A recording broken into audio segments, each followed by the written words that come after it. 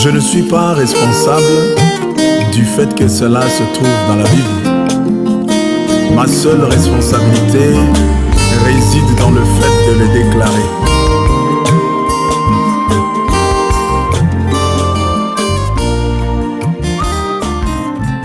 S'il a dit il n'y a qu'un seul vrai Dieu, et son nom c'est Jésus. Je vais citer 7 choses ici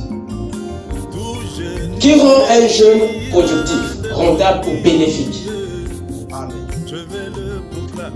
Dans le jeûne, 1, vous priez. Dans le jeûne, 2, vous méditez. Dans le jeûne, 3, vous lisez. Quelqu'un m'écoute? Dans le jeûne, 4, vous étudiez. Lire et étudier, ce n'est pas la même chose. Alors, quelqu'un m'écoute? Amen. C'est vrai.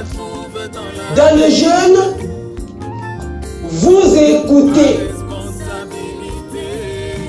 Dans le jeûne, vous compatissez. Dans le jeûne, vous buvez. Quelqu'un m'écoute? Amen. Amen. Voilà les 7 actes fondamentaux du jeûne. Amen.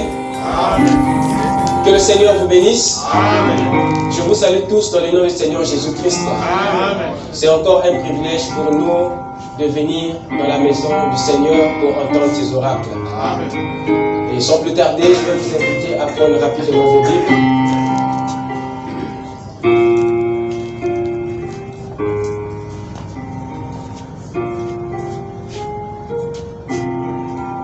Avant de lire, parlons à l'auteur de la Bible, inclinons nos têtes. Seigneur notre Dieu, nous te bénissons infiniment, Seigneur, pour le privilège que tu nous as donné à nous les mortels de venir, Seigneur, dans ta présence pour revêtir l'immortalité. Seigneur, nous venons à toi tel que nous sommes, nous croyons que Père, en toi, il y a toute la rédemption pour notre corps et pour notre âme. Seigneur, laisse que, oh Dieu, cette réunion puisse, Seigneur, t'apporter la gloire et l'honneur. Puisses tu descendre au milieu de nous et parcourir chaque cœur, Seigneur, afin que, Père, tu discernes le besoin et l'attente de chaque cœur et que tu répondes au-delà de nos attentes. Amen. Seigneur, notre Dieu, nous nous remettons à toi. Puisses-tu, Père bien-aimé, nous exaucer alors que nous attendons entièrement à ta présence. Bénis la nature de ta parole. Bénis, Seigneur, oh Dieu, cette réunion dans le nom de Jésus-Christ. Amen. Amen. Nous allons prendre Isaïe chapitre 58. Nous lirons le verset 3 jusqu'au verset 12.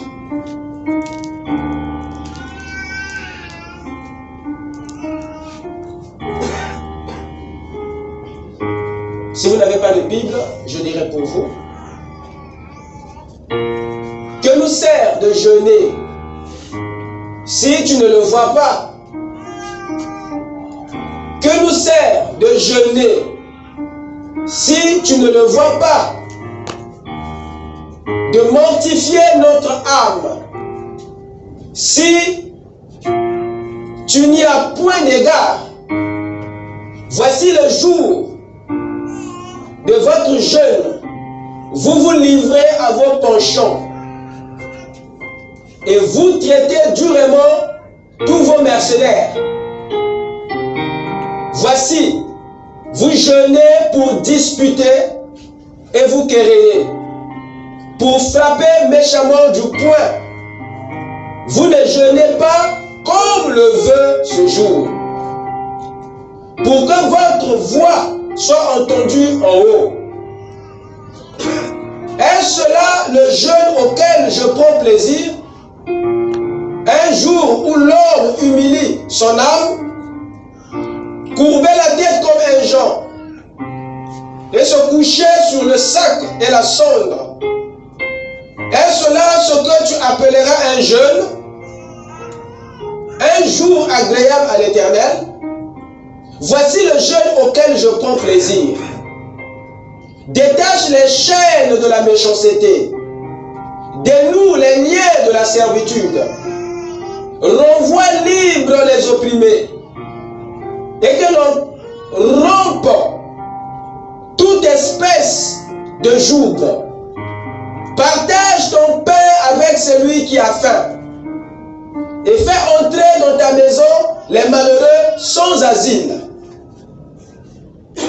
Si tu vois un homme nu, couvre-le et ne te détourne pas de ton semblable. Alors ta lumière poindra comme l'aurore et ta guérison germera promptement. Ta justice marchera devant toi et la gloire de l'Éternel t'accompagnera. Alors tu appelleras et l'Éternel répondra. Tu crieras et il dira, me voici. Si tu éloignes du milieu de toi le joug, les gestes menaçants et les discours injurieux, si tu donnes ta propre subsistance à celui qui a faim, si tu rassasies l'âme indigente, ta lumière se lèvera sur l'obscurité et tes ténèbres seront comme le midi. L'Éternel sera toujours ton guide, il rassasiera ton âme dans les lieux arides et il redonnera de la vigueur à tes membres. Tu seras comme un jardin arrosé, comme une source dont les eaux ne tarissent pas. Les siens rebâtiront sur d'anciennes ruines. Tu relèveras des fondements antiques. On t'appellera réparateur des brèches, celui qui restaure les chemins, qui rend le pays habitable. Amen. Amen. Que le Seigneur ajoute les bénédictions à la lecture de sa parole. Amen. Je vous prie de vous asseoir.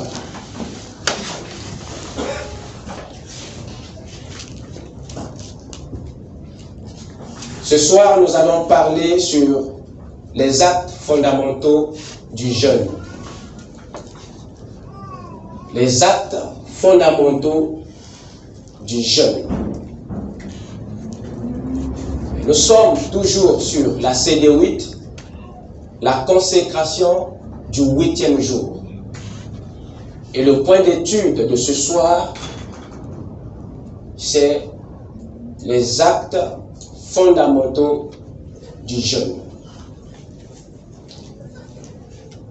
Nous avons vu ensemble ici ce que c'est le jeûne. Et ce point était un point très capital. Pourquoi? Parce que le jeûne, dans sa forme la plus simple, vous êtes avec moi? Amen. Le jeûne, dans sa forme la plus simple, constitue un complément le plus efficace de la prière. Et nous avons vu comment est-ce que Jésus, après avoir enseigné le peuple, les disciples, au sujet de la prière, la manière qu'il a lié le jeûne à la prière. Pour dire que la prière à elle seule ne fait pas tout. Elle doit être associée à certaines choses pour être efficace, pour être plus efficace. Et nous sommes allés tous ensemble à la découverte du jeûne dans le sens le plus profond de sa définition. Parce que durant les âges, la religion nous a présenté un jeûne qui avait beaucoup d'imperfections. Amen. À tel point que cela était accompagné de beaucoup de conséquences néfastes. Parce que la lumière sur le jeûne n'était pas encore parfaite. Nous avons avons jeûné durant les 7 âges de l'Église. Nous avons jeûné pendant les âges. Nous voulons savoir comment jeûner après les âges. Parce que la consécration, au 8e jour, n'a pas supprimé certaines choses. Quand un sacerdoce change, ce changement-là ne change pas tout. Il y a certaines choses qui restent, mais qui changent simplement de dimension. Quand le sacerdoce lévitique est passé au sacerdoce ecclésiastique, ce changement-là n'avait pas supprimé la prière. Mais ce changement avait simplement élevé la prière dans une dimension plus élevée que ce qu'il était dans la dispensation lévitique. Parce que ici, au changement, le Seigneur amène d'autres informations que l'âge précédent n'avait pas. Et ce sont les nouvelles informations au sujet de la chose qui donnent à la chose une forme nouvelle. Souvenez-vous, Salomon, que si on vous dit que voici ceci est nouveau, il dit regardez bien, il n'y a rien de nouveau sur la face du soleil. Ce qui était, c'est ce qui sera. Amen. Alors, si nous sommes en train de repartir en Éden, c'est parce que pour commencer, on était là-bas. Amen. Voilà pourquoi au 8e jour, il est très capital de remarquer la dimension dans laquelle se fait la prière, la dimension dans laquelle se fait le jeûne, la dimension dans laquelle se fait cette consécration. Et nous avons découvert que l'ennemi du peuple de Dieu, c'est la religion. Sans le savoir, la religion, c'est elle qui a donné d'autres définitions aux choses sacrées que le royaume nous avait données. Voilà pourquoi le royaume, à son arrivée, il récupère ses ustensiles pour rétablir chaque vase dans sa position originelle afin que l'usage soit maintenant propre. Nous avons vu que le jeûne a 4 grandes définitions. Premièrement, le jeûne est une révélation. Deuxièmement, le jeûne est un secret. Troisièmement, le jeûne est une abstinence. Quatrièmement, le jeûne est une expérience. Je vous ai dit que ces 4 définitions bouclent tout et corrigent les fausses définitions des âges. En quoi le jeûne est une révélation? Le jeûne est une révélation parce qu'il vient de Dieu et non pas de vous. Il est un secret parce que c'est une attitude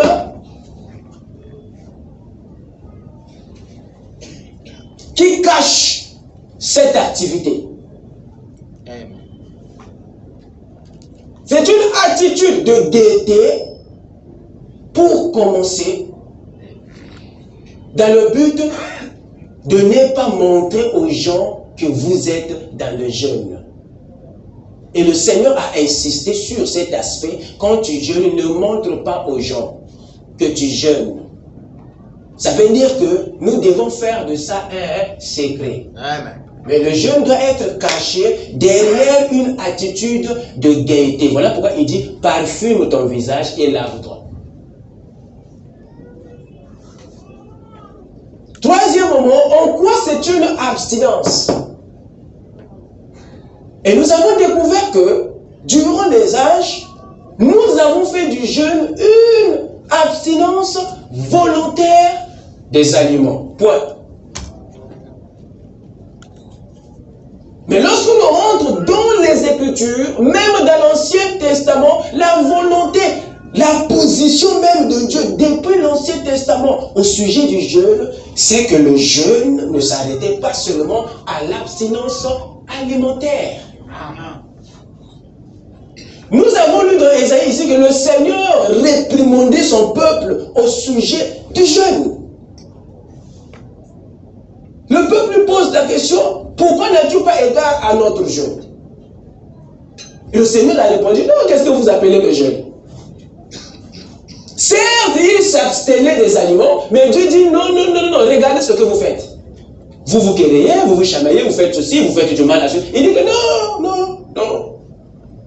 Le jeûne n'est pas un carême. Amen. Or, nous avons transformé le jeûne en carême. Voilà pourquoi nous n'avons pas de résultats. C'est le jeûne qui est une abstinence volontaire des aliments. Pardon, c'est le carême, j'allais dire. Le carême est une abstinence volontaire des animaux. Ça, c'est ce que font les musulmans et le reste des religions. Et ils pensent qu'ils jeûnent. Or, au fond, ils ne jeûnent pas. Amen. Parce qu'ils se battent avec l'appétit. Et ils évitent les restaurants. Surtout la fumée de la nourriture, ils évitent. Parce que c'est eux-mêmes qui sont entrés dedans. C'est volontaire. Mais par contre, le jeûne, c'est une abstinence involontaire des aliments, virgule, et bien d'autres formes de plaisir. Pourquoi? Pour des raisons spirituelles. Vous remarquerez ici que le Seigneur parle à son peuple, il dit non. Bien que vous vous abstenez de la nourriture, mais vous vous confiez à vos penchants. Donc ça veut dire que non, pendant qu'ils étaient en jeûne, ils se livraient à d'autres types de plaisirs naturels. Alors que la pensée originelle de Dieu au sujet du jeûne, c'est que le peuple s'abstient des aliments et bien d'autres types de plaisirs pour des raisons spirituelles. Amen. Mais ça ne doit pas être toi qui dois s'impliquer dedans. Ça doit venir de Dieu.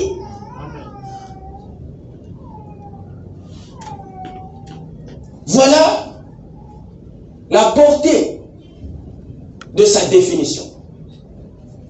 Il y a aussi une expérience. En quoi c'est une expérience? Parce que le jeûne n'est pas un sabbat juif où tu t'isoles, tu t'enfermes, où tu n'as même plus partage avec les autres, à tel point que tu deviens sensible aux besoins des autres. Non! Ici, il dit que non, dénoue le joug. Partage ton pain avec l'autre. Libère l'autre. Il parle là des actes de bonté et de générosité qui est censé accompagner tous ceux qui sont dans les jeûnes. Et tu ne peux pas assister les autres si tu t'enfermes. Parce que le sabbat juif défendait aux gens d'aider même quelqu'un le sabbat. On a tué Jésus parce qu'il faisait du bien à ses semblables le jour de sabbat. Et c'est la même pensée qui accompagnait le jeûne durant la religion.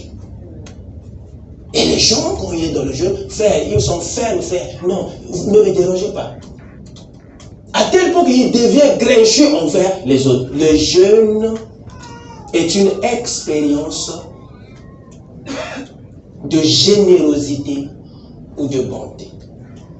C'est là où vous êtes rempli de joie et de zèle, disposés à aider vos semblables s'ils sont dans le besoin. Amen. Amen.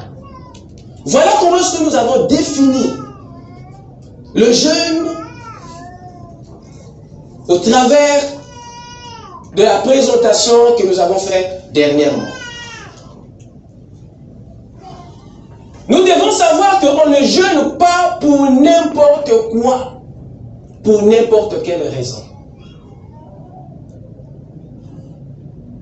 Il y a des raisons pour lesquelles tu dois jeûner. Mais il y a des raisons pour lesquelles tu ne peux pas jeûner. Je me pose la question si la religion a pris le temps de nous séparer ces choses. Parce que nous avons vu les gens aller jeûner pour avoir le salut.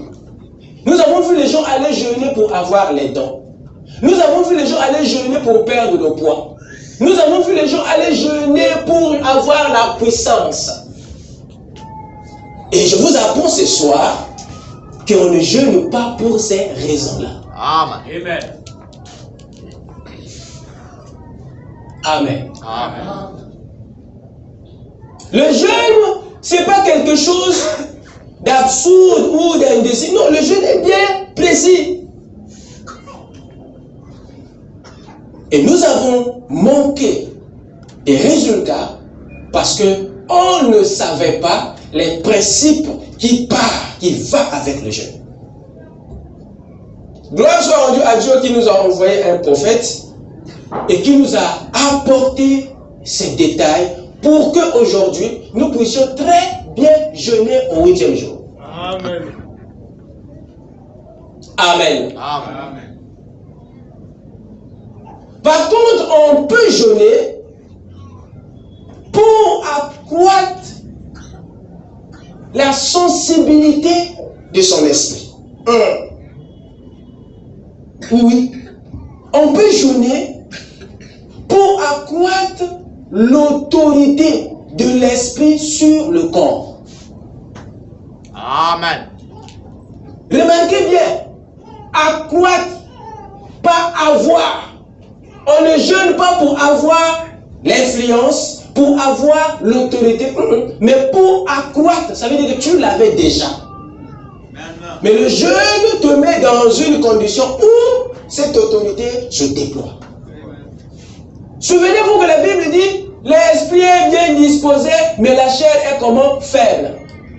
Et quand le corps est dans un état froid, alors que l'esprit qui habite le corps est dans un état chaud, je vous assure que si vous allez en bataille, vous ne gagnerez pas. Amen. Parce que vous êtes dispersés. Alors, comment amener le corps qui est faible sous l'autorité de l'esprit qui l'habite? Parce que devant une bataille, si l'esprit et le corps ne sont pas alignés, le diable aura une brèche. Amen. Le seul moyen pour amener le corps sous l'autorité de votre esprit, c'est le jeûne. Amen. Voilà pourquoi Jésus, quand il est parti dans le désert, le Père lui avait donné la vision du combat. Quand il s'est rendu compte que il y a une bataille, une tentation qui m'attend, alors il a placé le jeûne entre lui et la tentation. C'était pour que quand l'ennemi va se présenter, que le corps ne lui fasse pas défaut. Amen. Parce que quand l'ennemi est venu, il a utilisé les faiblesses de la chair. Amen. Oh, je parle à moi-même. Amen. Si tu es fils de Dieu, transforme ces pierres en pain. Il savait que le gars avait faim. Mais si le corps n'est pas soumis à ton esprit, tu feras la volonté de l'ennemi. Amen. Le seul moyen pour amener le corps sous l'autorité de l'esprit, afin que tu sois maintenant en mesure de bien gérer ton épreuve, il faut qu'il y ait jeûne. Vous voyez maintenant combien c'est important. C'est vrai. Jésus n'était pas allé dans le désert pour chercher la puissance par le jeûne, non. Il n'est pas allé là-bas pour chercher l'autorité par le jeûne, non. Mais ils ont dit compte que si je ne jeûne pas, je ne vais pas contrôler ces 16 éléments. Je ne vais pas contrôler le corps. Je ne vais pas contrôler.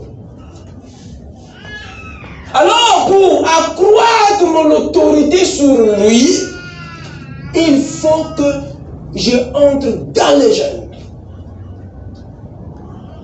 Voilà pourquoi Jésus a jeûné avant la tentation. Gloire soit rendue à Dieu parce que le Père lui avait déjà révélé les preuves qui venaient. Amen. Amen. Amen. C'est très capital. Nous pouvons jeûner aussi pour se conditionner avant la tâche. Pour se mettre déjà dans une dimension où vous êtes maintenant capable de sentir la présence des esprits et la présence des anges. La présence de Dieu et la présence des dieux. Le jeûne vous met dans une dimension. Le jeûne vous élève dans une certaine atmosphère. Nous avons lu le messager là-dessus. Ça vous conditionne. Nous pouvons aussi jeûner pour chercher la face de Dieu, c'est-à-dire chercher la direction, chercher l'orientation, chercher la conduite. Amen. Amen. Derrière ces motifs que je viens de citer, se cachent des circonstances. C'est-à-dire, pour que j'aille chercher la face de Dieu dans le jeûne, il doit y avoir une situation, une circonstance qui m'a mis dans cette affaire. Je prends par exemple le cas de Jésus. Il est rentré dans le jeûne pour accroître son autorité sur le corps parce que Dieu lui avait montré quoi? Une circonstance. Et la tentation était la circonstance par laquelle Dieu avait dit à Jésus, jeûne. Amen. C'est vrai. Donc Dieu te parlera. Dieu t'annoncera le jeûne. Dieu te dira qu'il veut que tu jeûnes par des circonstances de détresse profonde qui va t'environner. Et beaucoup ne savent pas décoder ce langage. Ils attendent que Dieu nous parle par une voix audible dans le cœur. Ma fille, mon fils, une jeûne. Alors que Job a bien dit que Dieu parle tantôt d'une manière, tantôt d'une autre, mais c'est nous qui ne prêtons pas garde. Amen. Donc il peut te parler par une circonstance de détresse. Amen. C'est un langage par lequel Dieu te dit jeûne. Amen. Mais comme tu n'as pas d'informations sur comment lire cela, et tu rentres maintenant dans les plaintes, et tu vas maintenant chercher la solution dans d'autres histoires.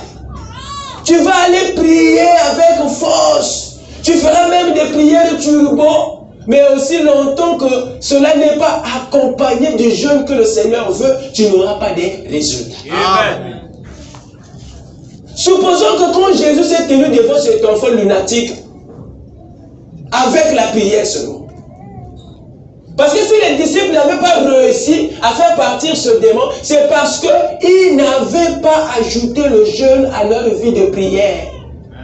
Voilà pourquoi Jésus leur a dit, ce genre de démon ne parle que par le jeûne et la prière. C'est-à-dire, ça ne parle que quand vous ajoutez le jeûne à votre vie de prière. Yes. Mais eux, après que le Seigneur leur ait enseigné sur la prière, ils n'avaient pas fait attention que, aussitôt qu'il ait terminé l'enseignement sur la prière, Jésus les avait aussi enseigné sur le jeûne.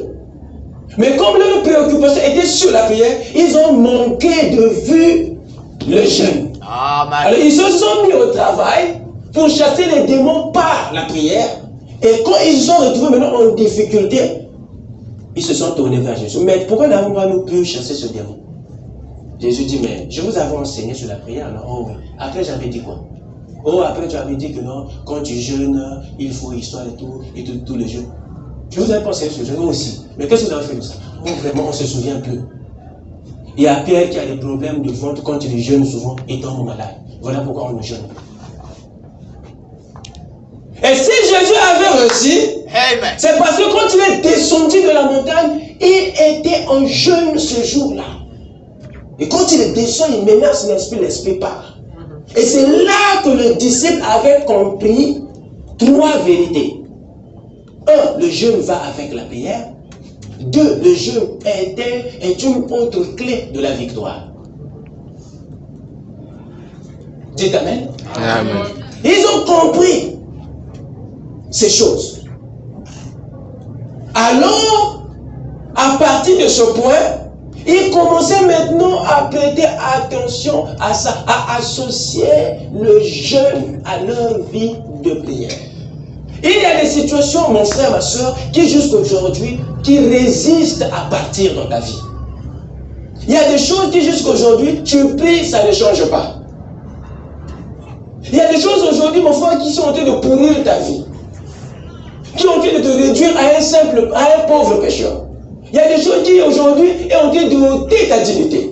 Amen. Mais tu pries pour ça. Mais il me semble que rien ne se produit. Mais je suis là pour te dire, il faut associer le jeûne à ta prière. Amen. Parce que ce genre d'esprit, amen, Amen. qui sont têtus là, ne parlent que souvent par le jeûne et la prière. Amen. Et remarquez que la Bible dit que cet esprit jetait cet enfant dans l'eau, parfois dans le feu. Et c'est à cet esprit-là que Dieu, Jésus avait montré de ça là. C'était un esprit d'instabilité. Aujourd'hui, tu es dans le feu, le réveil. Demain, tu es dans le froid. Comment corriger cette vie d'instabilité?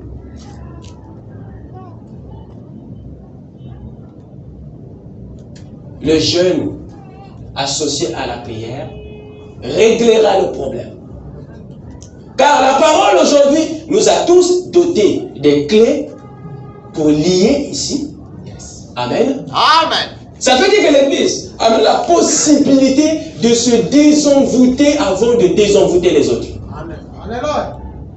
Il faut que l'Église soit en mesure d'appliquer ces clés, d'appliquer ces formules sur soi-même, afin d'avoir des preuves que ça marche de l'autre côté. Yes. Voilà pourquoi nous parlons de ça, afin que notre consécration au 8e jour soit effective. Amen. Qu'il n'y ait plus de points d'interrogation sur ces éléments. Amen. Amen.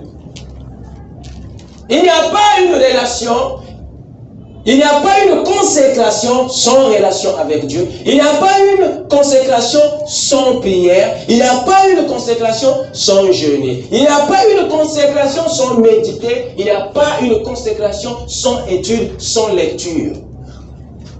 Amen. Amen. C'est très important.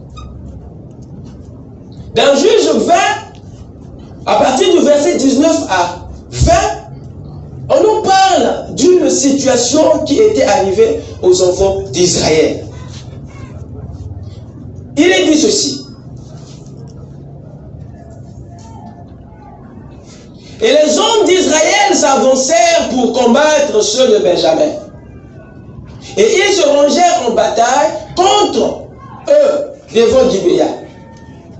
Les fils de Benjamin sortirent de Gibéa et ils étendirent sur le sol ce jour-là 22 000 hommes d'Israël. Le peuple, les hommes d'Israël, reprirent courage et ils se rangèrent de nouveau en bataille dans le lieu où ils s'étaient placés le premier jour. Et les enfants d'Israël montèrent et ils pleurèrent devant l'Éternel. Jusqu'au soir, ils consultèrent l'Éternel en disant, dois-je m'avancer encore pour combattre les fils de Benjamin, mon frère? L'Éternel répondit, montez contre lui. Les enfants d'Israël s'avancèrent contre les fils de Benjamin le second jour. Et ce même jour, les Benjamites sortirent de Gibéa à leur rencontre et ils étendirent encore sur le sol 18 000 hommes des enfants d'Israël, tous tirant l'épée. Tous les enfants d'Israël et tout le peuple montèrent et vinrent à Bethel. Ils pleurèrent et restèrent là devant l'Éternel ils jeûnèrent en ce jour jusqu'au soir, et ils offrirent des holocaustes et des sacrifices d'action de grâce devant l'Éternel. Amen. Amen. Vous assistez ici à une tragédie.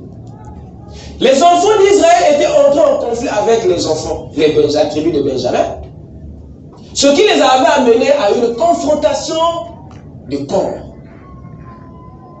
Et pendant le premier contact, les enfants d'Israël perdirent le combat. Ils ont perdu les armes. Ils se sont repliés à Bethel pour pleurer à Dieu et enterrer leurs cadavres.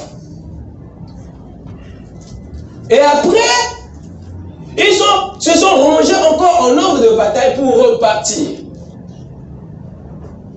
Encore pour la deuxième fois, ils se virent battus par les Benjamites. Amen. Alors, suite à cet échec répétitif, quand ils montent pour parler à Dieu cette fois-ci, la Bible dit, ils jeûnèrent. Remarquez, qu'est-ce qui les a amenés dans le jeûne? C'est une circonstance d'échec répété. Amen. Ils se sont rendus compte, oh, mais ce démon-là, juste que je parle, ça ne parle pas. Mais comment ça? Cette maladie-là, il y a longtemps que... Ah non, écoute, cette fois-ci, ils ont ajouté le jeûne. Et quand vous lirez la suite de cette écriture, c'est à partir de là que les enfants d'Israël ont vaincu. Amen. Amen. C'est quand ils ont eu la révélation d'associer leur prière au jeûne que quelque chose s'est produit. Amen. Donc, il y a des échecs qui se répètent dans notre vie. Il y a des prières qui, jusqu'à aujourd'hui, n'ont pas trouvé de réponse. Je suis là pour te dire que ces choses n'attendent que tu ajoutes le jeûne. Amen. Merci. Est-ce que quelqu'un m'entend? Amen. Merci. Nous avons encore une autre situation ici, qui se trouve dans le livre d'Esther. Esther 4, à partir du verset 3. Vous remarquerez ceci. Dans chaque province, partout où arrivait l'ordre du roi et son édit, il y eut une grande désolation parmi les Juifs. Une désolation, une détresse. Ils jeûnaient, pleuraient et se lamentaient, et beaucoup se couchaient sous le sac et la sonde. Les servantes d'Esther et les eunuques vinrent lui annoncer cela, et la reine fut très effrayée. Elle renvoya des vêtements à Mardochée pour le couvrir et lui faire ôter son sac. Mais il ne les accepta pas. Alors Esther appela Attaque, l'un de ses eunuques, que le roi avait placé auprès d'elle. Et elle le chargea d'aller demander à Mardochée ce que c'était et d'où cela venait. Et la suite, c'est que Mardochée avait fait le rapport à Esther, qui ensuite a annoncé un jeûne de 3 jours. Et vous remarquerez que ce jeûne n'était pas venu aussi longtemps que ce peuple n'était pas sous la menace de Naaman, la Gagite. S'ils sont rentrés dans le jeûne, c'est parce qu'il y avait une circonstance de menace de mort. Amen. Et cette circonstance était pour eux un message de la part de Dieu pour le jeûne.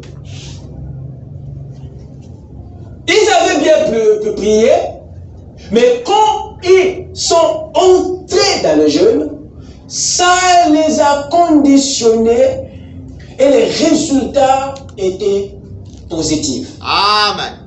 Est-ce que quelqu'un m'entend? Amen.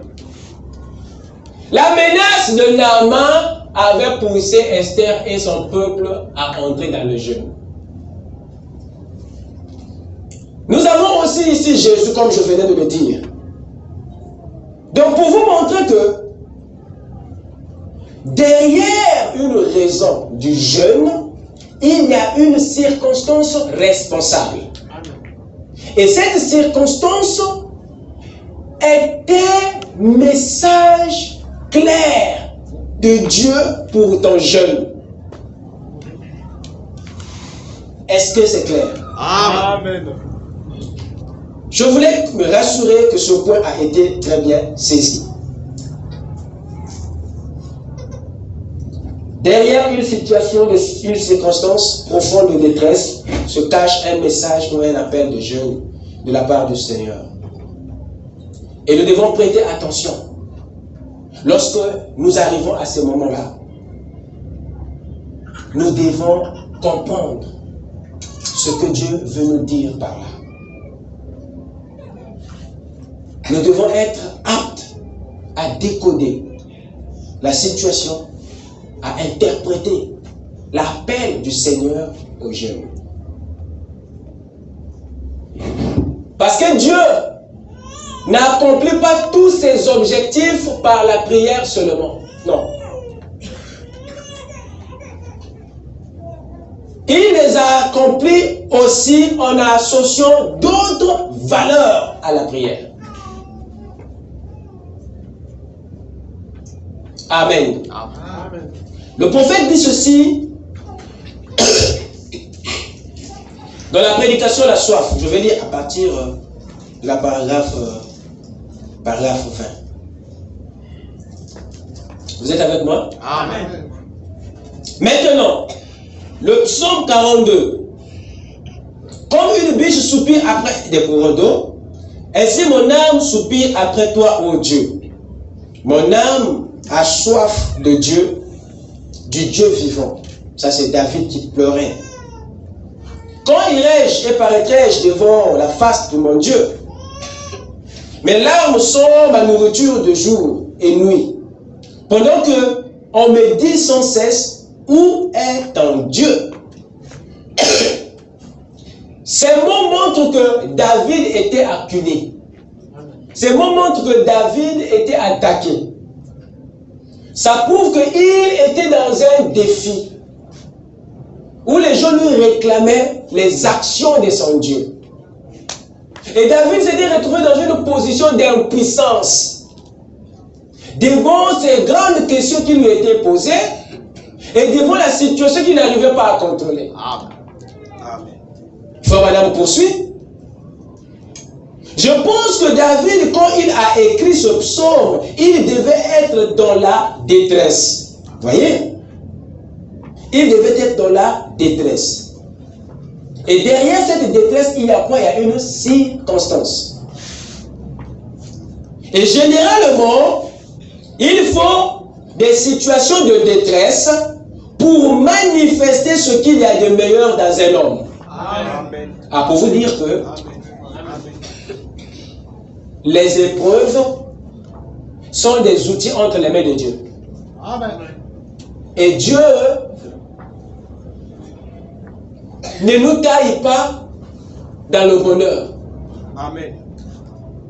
Amen. Amen. Ce n'est pas dans les bons moments que vous découvrez les défauts de votre femme ou de votre mari. Il faut qu'il y ait des mauvais moments pour que tu voies ça. Et le réel soi n'apparaît que devant une circonstance.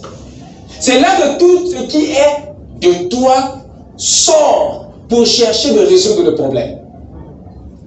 Amen. Et Dieu ici se sert des circonstances pour faire sortir le meilleur de nous. Amen. Amen. Donc les épreuves, les circonstances sont des instruments entre les mains du Seigneur. Il faut que les croyants arrivent à comprendre des fois les événements de cette manière pour que vous soyez forts, pour que vous compreniez aussi la volonté de Dieu afin de savoir ce qu'il faut faire. Amen. C'est là que Dieu, dans des moments où on vient à jeûner. Vous voyez? Et il montre ici que c'est dans des moments comme ça où vous êtes amené à jeûner, où on vient à jeûner. Donc derrière ce jeûne, il y a quoi? Une situation de détresse. Et le prophète implique Dieu là-dedans pour dire que c'est lui qui est responsable derrière ça. C'est lui qui permet pour t'amener à jeûner, à prendre une certaine position. Souvent, pour pouvoir arriver à s'enlever du chemin. Et je pense que David, quand on arrivait à ce point-là, le point du jeûne ou de la détresse, alors il se mettait à méditer sur le Seigneur. Amen. Frère Branham vient de nous dire un des actes de David dans le jeûne. Si vous suivez très bien, il vient de montrer quelque chose que David a eu à faire pendant le jeûne. Il poursuit. À ce point, alors il se mettait à méditer sur le Seigneur. Il y a une circonstance de détresse qui t'a amené dans le jeûne. Et une fois arrivé dans le jeûne, tu te mets à méditer. Mais remarquez la méditation ici, David ne l'a pas reposée sur sa détresse, sur son problème. Mais sa méditation repose sur le Seigneur. Quel contraste! Alors que toi et moi, quand nous avons un problème, même dans le jeûne, nous pensons à notre situation. C'est une façon pour nous dire que dans le jeûne, quand vous méditez sur la solution et non sur le problème. Amen. Amen. Parce que quand vous méditez sur le problème, vous amplifiez la chose, vous donnez encore vie au problème, mais quand vous méditez sur la solution, vous tuez le problème. Amen. Est-ce que quelqu'un m'entend? Amen.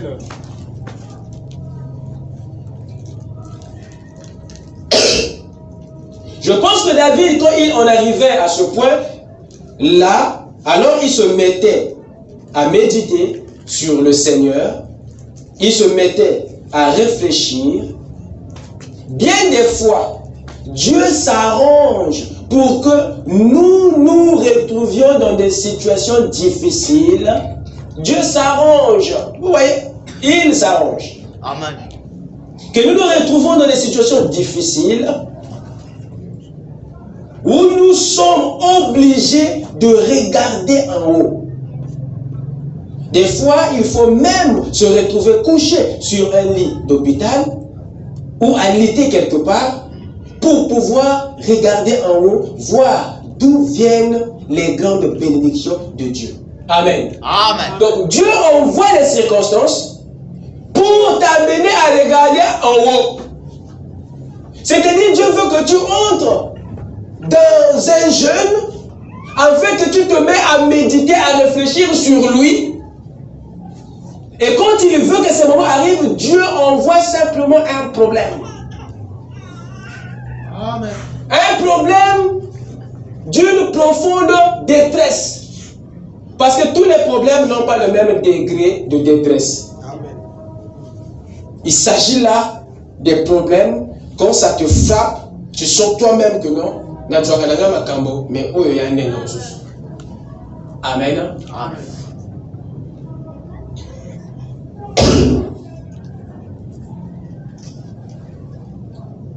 Je vais vous prendre un autre exemple juste pour vous montrer que Dieu, c'est lui qui est derrière ces circonstances et c'est par ces événements qu'il nous annonce le jeûne.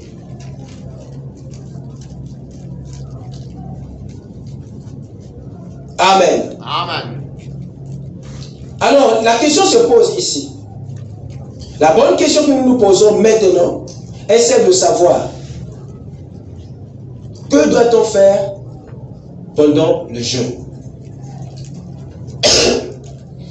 Avant de descendre là-dessus, j'aimerais prendre avec vous Marc chapitre 2, le verset 18. rapidement.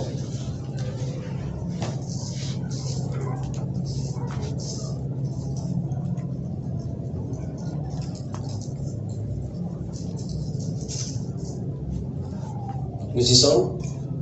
Les disciples de Jean et les pharisiens jeûnaient.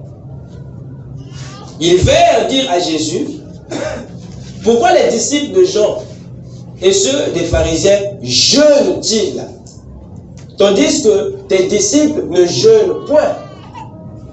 Jésus leur répondit, les amis de l'époux peuvent-ils jeûner pendant que l'époux est avec eux? Aussi longtemps qu'ils ont avec eux l'époux, ils ne peuvent jeûner. Les jours viendront où l'époux leur sera enlevé et alors ils jeûneront en ce jour-là. Dans cette écriture, Jésus était en train de montrer en fait la cause du jeûne.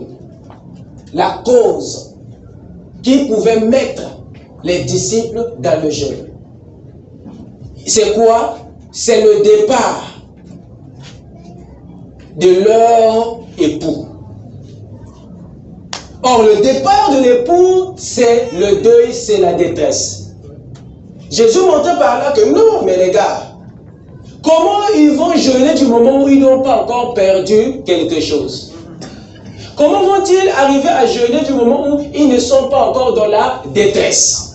Comment voulez-vous qu'ils jeûnent du moment où ils ne sont pas encore frappés de quelque chose de profond? Par là, Jésus montrait l'une des raisons du jeûne. Attendez que l'époux leur soit ôté. Alors ils vont rester maintenant sans support. Ils vont se rendre compte que nous ne maîtrisons plus les choses. C'est là qu'ils vont se mettre maintenant à chercher la face du Seigneur et le jeûne entrera. Amen. Amen. Amen. Et l'époux, c'est la tête de l'Église. Au temps normal, tel que nous avons perdu le pasteur Lys, par cette écriture, c'est aussi une détresse. Est-ce que quelqu'un m'écoute? Amen. Jésus se sert de l'époux pour montrer que le jeûne, en réalité, intervient quand tu perds quelque chose, quelqu'un ou quelque chose de très proche de toi. Quelque chose qui est vraiment lié à toi. Parce que ce ne sont que les choses qui sont liées à toi qui te causent beaucoup de chagrin quand tu arrives à les perdre. Amen. Et Jésus montre, voilà ce qui va les amener dans le jeûne. Et le jour là, quand ça arrivera, ils jeûneront. Ça veut dire que le jeûne là, même sans le désirer, ça va venir de soi. Ils vont se retrouver des dons involontairement. Amen. C'est ce qu'il veut dire. Il dit, attendez que l'époux leur soit ôté. Il dit, ils vont entrer. Indépendamment de vous allez entrer. Amen. Amen. Voilà pourquoi, dans la parabole des drachmes, il nous indique qu'il y avait une femme qui avait perdu une drachme. Vous voyez? Quelque chose d'important qui était sur sa tête. Je ne sais pas qu'est-ce qui était arrivé par un mouvement, par un geste, par une situation, une posture, quelque chose. Il a perdu une drachme. Alors, la Bible dit, elle ne s'est pas arrêtée. Elle n'a pas croisé les mains. Elle s'est mise à chercher la solution. Premièrement, la Bible dit qu'elle a allumé la lampe par la prière. Et ensuite, elle s'est mise à nettoyer. Elle est rentrée dans le jeûne. Et après, elle a retrouvé ça. Alors, c'est là où, effectivement, elle a jubilé. Parce que la solution fut trouvée. Amen. Supposons qu'elle n'avait pas allumé la lampe, elle n'avait pas pris le balai pour nettoyer. Aurait-elle retrouvé? Point d'interrogation. Amen. Supposons qu'elle avait seulement allumé la lampe, mais elle n'avait pas balayé la maison. Or, les deux actes s'accompagnent et se suivent. Et ce sont ces deux actes qui ont produit les résultats. Amen. Amen. Ce qui a amené la dame à retrouver, à avoir la réponse, c'est la lumière qu'elle a allumée, la recherche qu'elle a faite. Amen. Il en est de même pour nous. Quand on arrive dans une situation de détresse, où on a perdu quelque chose, je ne sais pas quoi. Lorsque vous entrez dans la prière, par là vous allumez la lumière. Mais ne vous arrêtez pas là. Il y a un autre acte qui accompagne ça. Associer la lampe à la recherche. Associer la prière au jeûne. Et une fois que cela sera fait, alors les résultats vont arriver. Amen. Est-ce que quelqu'un m'entend? Amen. C'est à ce moment-là, vous allez maintenant rentrer dans les actions de grâce. Venez et chantons. Car le drame que j'avais perdu, voici je l'ai retrouvé. Amen. Amen. Amen. Il est très capital pour nous de connaître ça. Ce sont des petites choses, mais qui tiennent notre consécration aussi simplement possible. Que doit-on faire pendant le jeûne? Ah, là.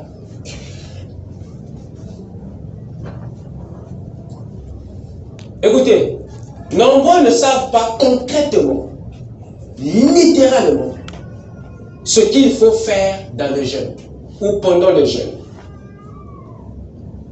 Nous avons une idée aléatoire. Nous avons une vision panoramique de l'histoire, de l'affaire, du jeûne. Mais nous n'avons pas les détails. On rentre dans le jeûne pour s'isoler. Qu'est-ce que tu vas retirer de ce jeûne? Tu rentres dans le jeûne pour ne rien faire. Que penses-tu que tu auras comme résultat?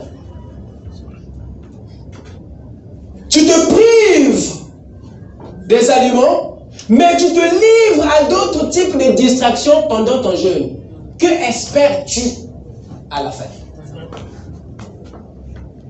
Tu rentres dans le jeûne et tu es toutefois en train de te disputer, de causer, de faire des histoires.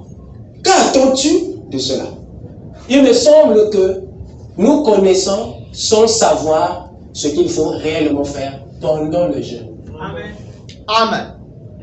D'autres sont dans le jeûne et ils sont là assis devant la télé à regarder la télé tout au long de la journée pour oublier la famine. Il y a un problème. Nous ne savons pas exactement ce qu'il faut faire pendant le jeûne. Amen. À tel point que nous posons des actes qui désacralisent le jeûne, qui enlèvent à notre jeûne son sens sacré. Amen. Voilà pourquoi Dieu parle à son peuple. Il dit non, vous moquez de moi. Vous jeûnez, mais regardez ce que vous faites. Il est en train de souligner certains nombres d'actes qu'il était censé voir son peuple faire pendant le jeûne. Mais le peuple s'en foutait de ça. Tout ce qu'il savait, tu t'abstiens des aliments, point barre. C'est comme si Dieu était content quand il voit un vide dans ton ventre. Non, le jeûne n'est pas une simple abstention des aliments. Non. Ça va au-delà de ça. Il y a des actes que nous devons poser pendant le jeûne pour rendre notre jeûne productif. Amen. Le résultat de votre jeûne ne dépend pas du nombre de jours jeûnés, ni de la forme du jeûne effectué. Je répète. Les résultats du jeûne ne dépendent pas du nombre de jours jeûnés, ni de la forme du jeûne effectué. Ce n'est pas parce que j'ai jeûné pendant 40 jours que Dieu va m'exaucer. Non. Dieu n'est pas épaté par le nombre de jours que tu fais de jeûne. Ce n'est pas parce que, effectivement, je fais un jeûne régulier, comme c'est régulier là, certainement, ça va effectivement toucher Dieu comme je le fais de façon régulière. Non, non, non, ce n'est pas la forme qui va influencer Dieu à te répondre. Les résultats et des actes que vous posez pendant le jeûne. Amen. Voilà ceux qui déterminent les résultats. Alors, il est important et indispensable que vous sachiez les différents actes que vous devez poser quand tu rentres dans le jeûne. Tu es précis. Mais si tu rentres dans le jeûne, tu ne sais pas qu'est-ce que je dois faire et tout ça et tout, alors tu tues ton jeûne. Tu rentres en jeûne inutile, il cabote. Dieu, quand il regarde, il dit, oh, mais celui-là, serait été mieux qu'il fasse autre chose. Parce qu'il se retrouve dans le jeûne sans savoir ce qu'il doit faire. Et c'est ça qui a manqué à nous autres là lorsqu'on était dans le monde, lorsqu'on était dans les religieux, dans les religions.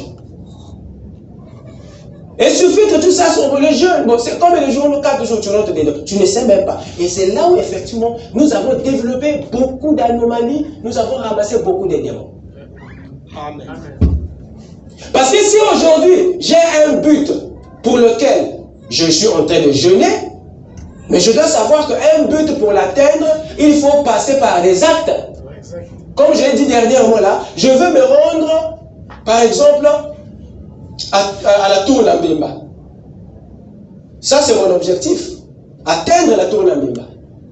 Mais pour arriver à la tour Lambemba, je dois emprunter des bretelles et des voies. Ce sont ces voies-là qui vont m'amener là-bas. Que ce soit le bateau, que ce soit la voiture, que ce soit l'avion, ce sont là des voies que je vais emprunter pour atteindre mon objectif. Conclusion. Sans voie, il n'y a pas d'objectif. Bon, vous avez un but que vous poursuivez dans le jeûne. Bon, qu'est-ce que vous devez faire dans le jeûne pour atteindre ce but-là? Bon, tu rentres dans un jeûne avec un but, mais tu n'as pas de moyens pour rendre ce but palpable. Bon, comment vas-tu espérer avoir un résultat? Voilà pourquoi les gens, écoutez-moi les amis, les gens, écoutez-moi. Les gens rentrent dans les jeûnes de 21 jours, de 40 jours, là-bas chez maman, là, de partout, ils rentrent dans les jeûnes, ils sortent de là zéro. Amen. Zéro. Parce qu'ils rentrent avec un motif, certes, mais ils ne savent pas qu'est-ce qui peut actualiser ce motif. Ils ne connaissent rien au sujet des actes fondamentaux qu'il faut poser pendant le jeûne afin que les résultats soient effectifs.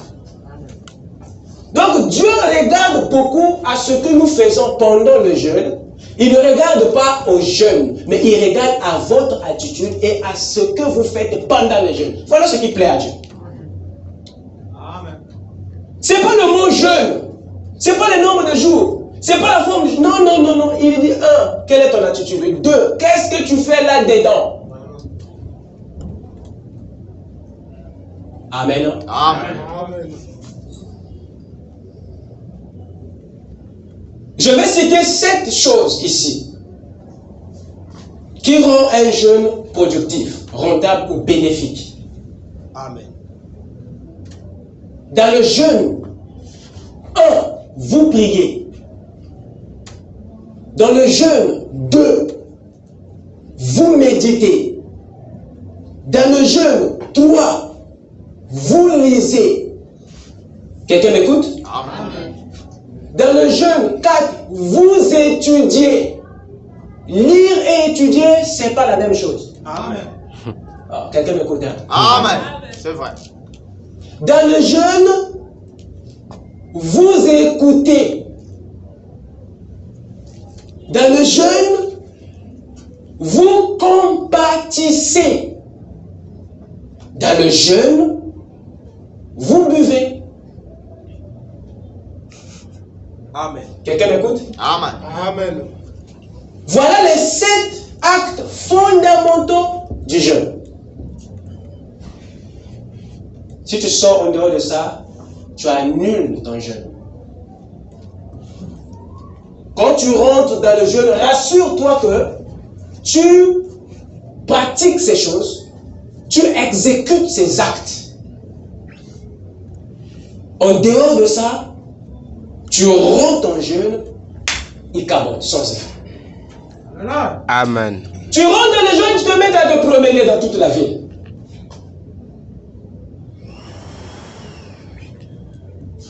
Non, ça n'a pas marché. Le jeûne est fait pour ces 7 actes. Est-ce que je peux entendre un amen? Amen. Vous priez, vous méditez, vous lisez, vous étudiez, vous compatissez, vous buvez de l'eau. Amen. Vous me permettez de commenter quelques actes de la du jeûne? Amen.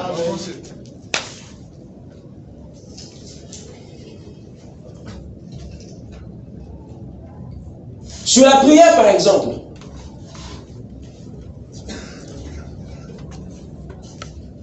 lorsque vous entrez dans le jeûne,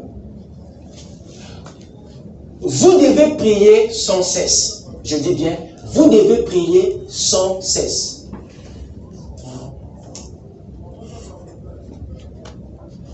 Je vais écrire ça ici pour aider ceux qui prennent des notes. Amen.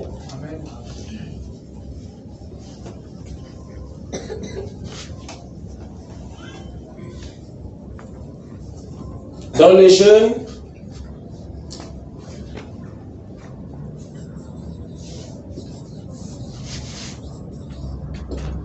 vous priez, 2, vous méditez, 3, vous lisez, 4, vous étudiez, 5, vous compatissez, 6,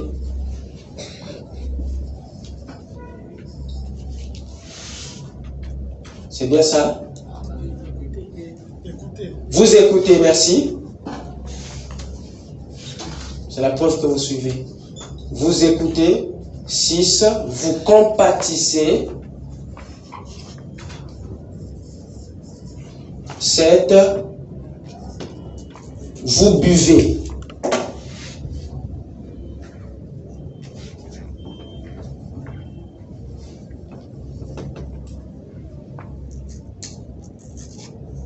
Oh là là, mais ma corne est crépue. 5. Ici j'ai 6. Et au 7 ici, vous buvez.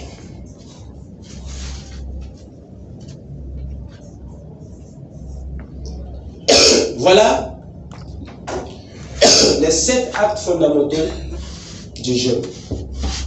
Alors, au sujet de la prière, je vais essayer un peu de dire quelque chose là-dessus.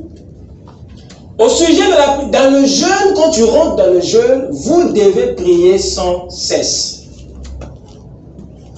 Et prier sans cesse, retenez, mes chers amis, c'est un concept. Amen. Ça ne veut pas dire que tu te mets à prier du matin sans t'arrêter. Ça ne veut pas dire ça.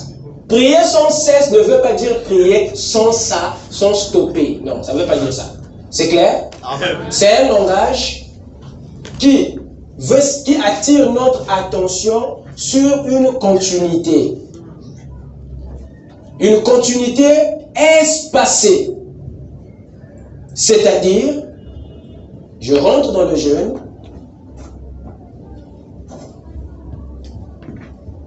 ma prière doit maintenant obéir à une chaîne.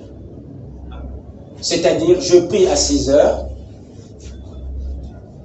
je prie encore à 9 heures, je prie encore à 12 heures, ensuite je viens prier à 15 heures, ensuite je viens prier à 18 heures, ensuite je viens prier à 22 heures, c'est ça? 21 heures, merci. Après, je viens prier à minuit. Et après minuit, c'est quelle heure? 3 heures. Après 3 heures? 6 heures. Voilà la chaîne de prière qu'il faut observer dans le jeûne. Et c'est ça, prier sans cesse. Parce que ce sont des heures de jonction, voyez-vous, qui sont très, très importantes dans l'univers. Et dans le jeûne, même si tu es occupé au travail, tu peux de temps en temps te retirer pour prier, ou au cas contraire, tu peux être là à ton poste et tu offres une prière intentionnelle. Amen. Est-ce que quelqu'un m'entend? Amen. C'est vrai. Voilà la chaîne de prière. Et en dehors du jeûne, sachez que cette chaîne de prière est une chaîne régulière, quotidienne pour tout vrai chrétien. Tu n'as pas besoin de jeûne pour te mettre à prier ainsi. Tous les jours, nous sommes censés prier après 3 heures. Amen. Et c'est une chaîne que tu gardes pendant le jeûne. Amen. Amen. Frère Madame dit ceci. Je suis dans l'histoire de ma vie. Il dit, eh bon, nous avons eu beaucoup de succès en faisant cela. Vous recevez en même temps une petite circulaire où il est dit que tout autour du monde, il y a des gens qui prient chaque matin à 9h, à midi et à 15h. Vous pouvez vous imaginer de l'autre côté du monde à quelle heure de la nuit il faut qu'on se lève pour faire cette prière. Alors si ces dizaines de milliers et des milliers de gens adressent tous leur prière à Dieu exactement au même moment pour ce ministère, pour votre maladie, Dieu ne peut vraiment pas refuser ça. Amen. Amen. Il montre ici une chaîne de prière, conformément à ce que je viens de vous expliquer. Amen. Voyez-vous, qui se respectait dans le monde par les enfants de Dieu. Et pour éviter tout désordre dans votre jeûne, votre prière doit être organisée ainsi. Amen. Amen. Nous avons ensuite la méditation. Beaucoup pensent ici que la méditation est une mémorisation des versets bibliques ou un enregistrement de quelques données. Non, non, non. La méditation est loin de là. La méditation, c'est une visualisation de quelque chose dans votre cœur, dans votre pensée, dans le but de l'exécuter, de la mettre en pratique. Amen. Donc, vous ramenez une chose again et again dans votre cœur, dans le but de la mettre en pratique. C'est ce qu'on appelle une profonde réflexion sur la chose. Et la méditation est aussi un aspect le plus important de la prière. Il fait partie, il est l'un des aspects les plus importants de la prière. Il est aussi un autre complément de la prière, la méditation.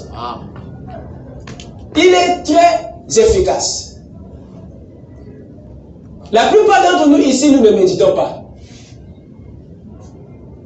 Nous prions, nous parlons beaucoup de la prière, mais nous ne méditons pas. Dans la méditation, il y a deux choses. Il y a la réflexion profonde sur quelque chose. Et il y a aussi l'écoute intérieure de la voix de Dieu en vous. Votre vision de la vie, vous ne la recevez pas quand vous priez, mais quand vous méditez. Amen. L'inspiration, vous ne la recevez pas quand vous priez, mais c'est quand vous méditez. Yes, sir. Méditer est plus proche de l'écoute interne. Amen. Mais ça, c'est une écoute externe. La méditation permet à votre oreille intérieure d'écouter la voix de Dieu. Amen. De saisir l'inspiration et la pensée de Dieu. La méditation, c'est une chose puissante. La majorité des hommes ont changé que lors de la méditation. Il y a beaucoup de grands changements qui ont été effectués dans la vie des êtres humains à partir de la méditation. Elle est puissante, la méditation. Amen. Et quand vous méditez, c'est là que vous vous mettez à entendre des choses. Yes. C'est là où vous commencez à saisir des choses. Même la compréhension qui est parfois difficile à l'extérieur, ça vient pendant la méditation. Amen. C'est vrai. Et vous voyez maintenant combien elle est importante pendant le jeûne. Maintenant. Alors, beaucoup ne savent pas ça, que nous, dans le jeûne, en dehors de la prière, il y a la méditation. Mais vous êtes toutefois partis. Tu viens prier, tu parles beaucoup de la prière, tu ne médites pas. Mais comment vas-tu entendre la petite voix? Comment est-ce que Dieu va te révéler, va t'inspirer? Comment Dieu va te communiquer? Comment est-ce qu'il va te parler? Elle est très, très importante. La prière, c'est vous parlant à Dieu, mais la méditation, c'est vous écoutant Dieu. Amen. C'est très important que vous ayez part à ça pendant le jeûne. C'est le seul moment où votre âme se met à l'écoute de la divinité. Amen.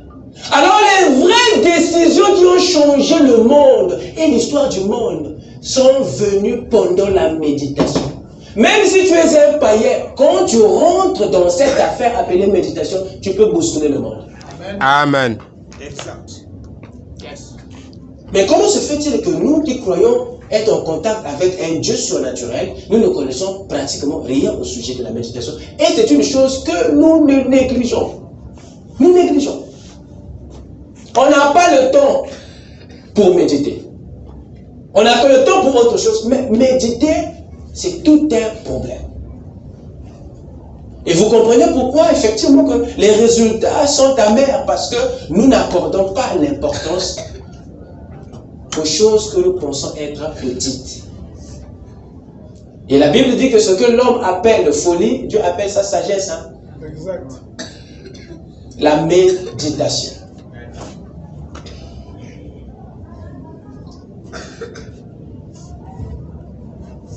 Ouvrez avec moi dans Psaume 63. Rapidement.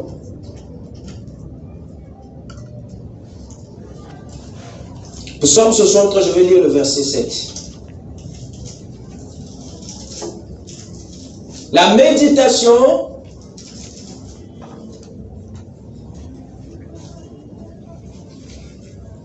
c'est une action du cœur auquel vous réfléchissez de façon profonde sur Dieu, sur la solution, sur la parole. Écoutez, il dit ici au verset 7, si je peux lire ça. Lorsque je pense à toi sur ma couche, je médite sur toi pendant les veilles de la nuit. Amen. Amen. La méditation peut se faire aussi le soir, tout comme il peut se faire le jour. Dans Psaume 77, rapidement, voilà ce que David ajoute. Je prends le verset 7 toujours, le verset 7 toujours, 77. Je pense à mes cantiques pendant la nuit. Je fais des réflexions au-dedans de mon cœur. Et mon esprit médite. Ça, c'est une belle expériences à faire pendant le jeûne. Je fais des réflexions au-dedans de mon cœur. La réflexion a pour base l'intérieur.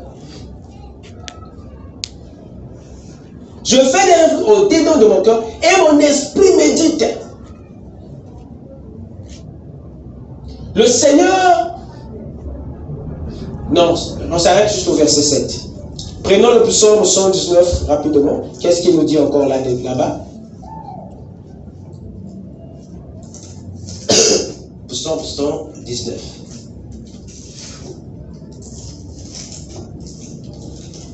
Le verset 148. Voilà ce qu'il dit ici. Je dévance les veilles et j'ouvre les yeux pour méditer ta parole. Je dévance les veilles, c'est-à-dire il se lève avant même que le soleil. Et il ouvre ses yeux pour méditer. Et vous pouvez comprendre, la méditation était la pratique régulière de David. Vous trouverez ça dans la majorité des psaumes. Et c'est de là que lui venaient les inspirations pour écrire ces cantiques, ces psaumes. Amen. Amen. Et pour boucler cette série de lectures, je vais prendre Proverbe 14, le verset 22.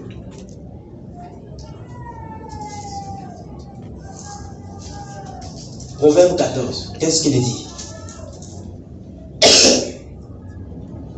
Le verset 22. Ceux qui méditent le mal ne se gardent-ils pas? Mais ceux qui méditent le bien agissent avec bonté et fidélité. Vous écoutez ça? Amen. Par ceci, nous comprenons que dans la méditation, il y a beaucoup de choses qui peuvent être faites. Il y a bien des sujets sur lesquels on peut méditer. Le mal ou le bien. Mais la méditation, comme c'est en rapport direct avec l'âme, alors ça se fait sous forme d'autosuggestion dans la méditation. C'est une forme d'autosuggestion, si vous regardez bien. Et les choses que vous ramenez souvent dans votre cœur, les choses que vous ruminez souvent, c'est ça qui finit par produire un équivalent physique. Et la méditation, c'est un acte qui confirme notre caractère de ruminant. Un ruminant est un animal qui, quand il digère, quand il mange, il ne digère pas aussitôt. Le mouton, quand il mange, il envoie tous ses aliments dans un estomac. Et après, quand il va s'asseoir au temps du soir, pendant le repos, c'est là maintenant qu'il ramène ce qu'il avait stocké pour le mettre maintenant à digérer. Alors cette action, on appelle ça méditation. Parce qu'il attend un instant où il va s'asseoir et il ramène encore à la surface ce qu'il avait envoyé. Et il se met maintenant à traiter ces informations, à revenir là-dessus, à l'histoire. C'est ça la méditation. Dieu nous a choisis comme des brebis parce qu'il y a en nous la capacité de ruminer, c'est-à-dire de méditer, ce qui n'est pas dans beaucoup d'autres animaux. Et un croyant qui n'a pas ça, ce serait difficile que sa vie soit révolutionnée. Amen. Est-ce que je parle à quelqu'un? Amen. Dans Psaume 1, il est dit que heureux l'homme qui ne s'assoit pas en compagnie des méchants. Amen. Amen. Et qui fait quoi à la fin? Il dit qu'il prend plaisir à méditer la parole de Dieu nuit et jour. Il est semblable à un arbre planté près d'un courant d'eau. Et là-bas, il nous montre, lisons ça, c'est très important. C'est Psaume 1 qui nous dit, heureux l'homme qui ne marche pas selon le conseil des méchants, qui ne s'arrête pas sur la voie des pécheurs, et qui ne s'assied pas en compagnie des moqueurs, mais qui trouve son plaisir dans la loi de l'Éternel, et qui la médite jour et nuit. Il est comme un arbre planté près d'un courant d'eau qui donne son fruit en sa saison. La manifestation des fruits à la saison opportune est en rapport avec la méditation. Amen. Vous écoutez ça? Amen. La manifestation des fruits, c'est le résultat, fait partie des résultats de la méditation qu'il a fait de la loi de l'Éternel. Jour et nuit. La méditation n'a pas de temps fixe. Amen. Amen. Je vais vous amener maintenant sur un fait. 1. Ne méditez pas sur votre malheur. Yes, ça, sir. mes chers amis, éloignez-vous de ça. Exact. Ne méditez pas sur votre malheur. Ne méditez pas sur votre problème. Amen. Ne méditez pas sur votre échec. Non. Et lorsque vous méditez sur votre malheur, c'est ce qu'on appelle par les soucis. Et comme c'est une affaire qui se fait au niveau de votre subconscient, soyez-en sûrs que ce qu'on craint, c'est ce qui arrivera. Amen. Mais pendant votre jeûne, reposez votre méditation sur le Seigneur, comme le dit frère Madame pour David. Et lorsque vous le faites ainsi, Dieu sait que vous avez un problème, mais au lieu de le traiter dans la méditation, vous traitez plutôt le Seigneur, alors Dieu lui-même s'occupera de votre situation. Amen. Amen. Amen. Les conséquences de la méditation. Dieu avait dit à Josué ceci. Ne t'écarte pas de la loi de Moïse. Médite ce livre jour et nuit. Pour que tu prospères. Amen. Amen. Il y a 3 choses importantes là-bas que j'aimerais que nous voyons attentivement. Je pense que nous avons passé outre cela. Ouvrons rapidement dans Josué, chapitre 1er. Josué, chapitre 1er.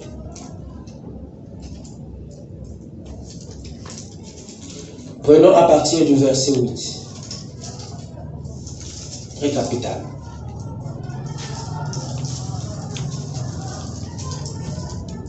Il dit ceci. Je commence à partir du verset 8. Que ce livre de la loi ne s'éloigne point de ta bouche. Médite-le jour et nuit pour agir fidèlement selon tout ce qui est écrit. Car c'est alors que tu auras du succès dans tes entreprises. Dieu instruit la méditation à Josué. 1. Pour agir. Ça veut dire que cette méditation, faite sur base de la parole de Dieu, devait être la base de ses actions. Amen. Dieu voulait que les actions de Josué proviennent de la méditation. Comme la méditation se fait sur base de la parole de Dieu, alors les actes de la méditation ne seront que des actes scripturaires. Amen. Voilà pourquoi il voulait que Josué pratique la méditation, parce que la méditation a des conséquences positives sur la vie. 1. La méditation va influencer tes actions. C'est dans la méditation que Dieu va sait ce qu'il faut dire, ce qu'il faut faire. Que ce livre de la loi ne s'éloigne point de ta bouche, médite-le jour et nuit. Pourquoi? Écoutez, pour agir les actions. Pour que de cette méditation sortent des actions.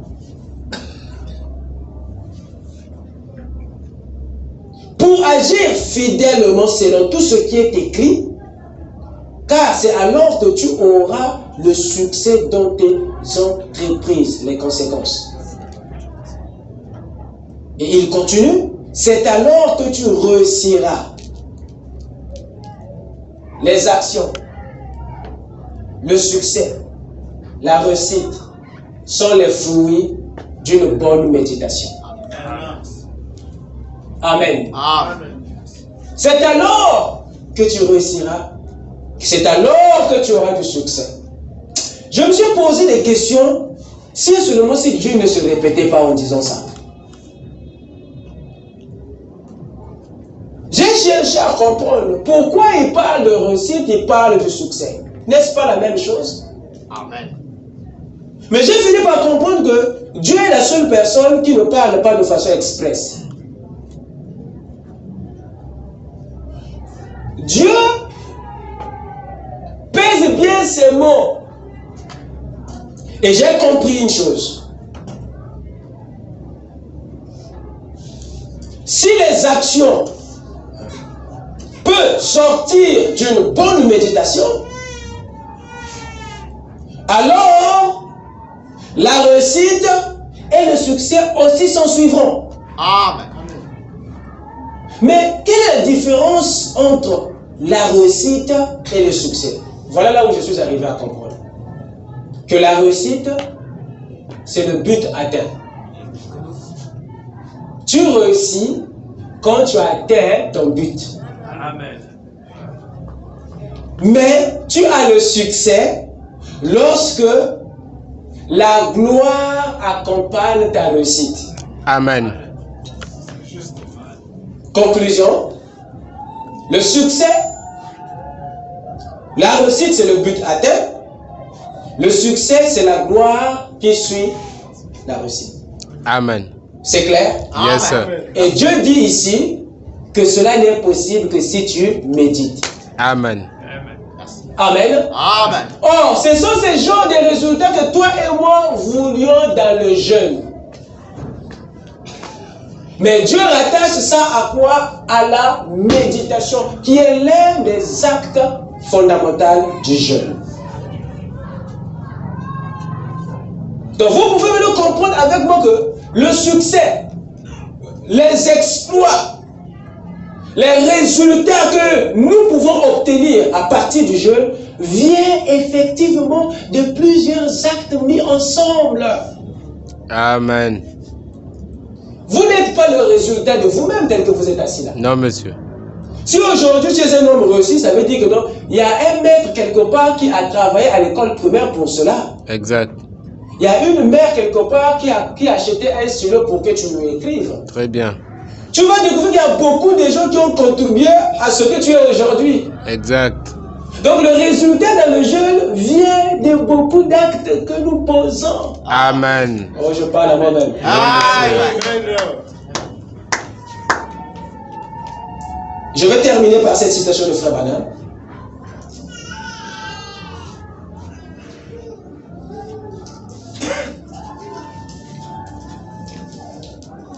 La soif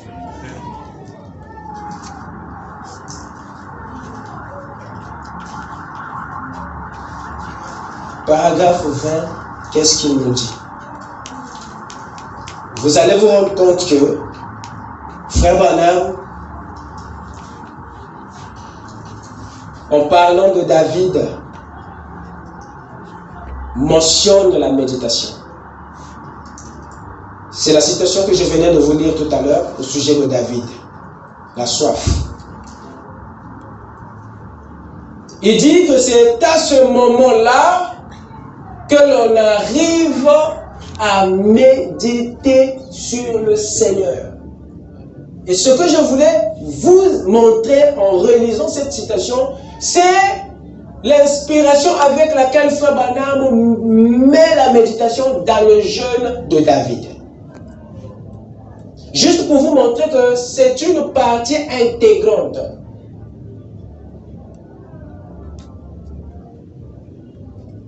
Et quelque part, il nous parle de son expérience en forêt. J'ai cette citation, mais je ne l'ai pas amenée.